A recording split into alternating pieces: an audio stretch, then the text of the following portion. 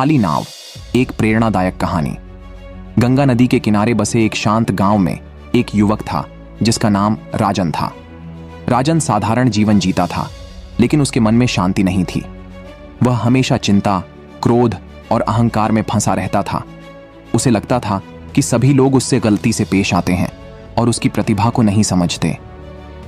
हर दिन वह नदी के किनारे बैठकर अपनी परेशानियों पर विचार करता।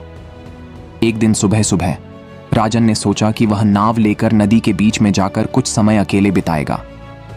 पानी पर बहती ठंडी हवा, पक्षियों का संगीत और सूरज की कोमल किरणों ने उसके दिल को थोड़ी शांति दी।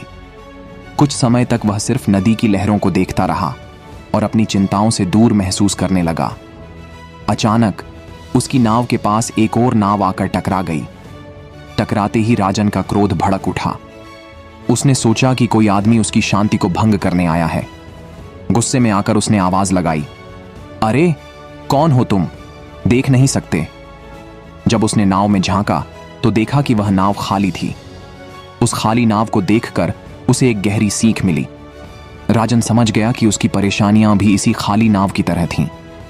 उसे एहसास हुआ कि जिस गुस्से और दुख का बोझ वह अपने अंदर लिए फिरता है, वह भी अंततः उसी के मन की रचना है।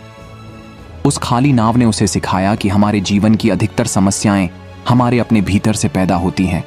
बाहरी कारण तो केवल बहाना है। असली शांति को पाने के लिए हमें अपने मन की उस खाली नाव को समझना और शांत करना जरूरी है। राजन उस दिन से बदल गया।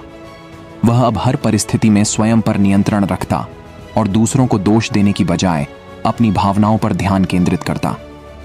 उसकी जिंदगी में वही खाली नाव एक प्रेरणा बन गई और उसने सीखा कि असली शांति हमारे ही मन में है, बाहरी कारणों में नहीं। कहानी के अंत में खाली नाव हमें यह सिखाती है कि बाहरी समस्याएं असल में हमारे अपने आंतरिक अहंकार, गुस्से और असुरक्षाओं का प्रतिबिंब होती हैं। जब हम इस खाली नाव की सीख को अपने जीवन में अपनाते हैं तो हमारी आधी समस्याएं खुद ब खुद समाप्त हो जाती हैं।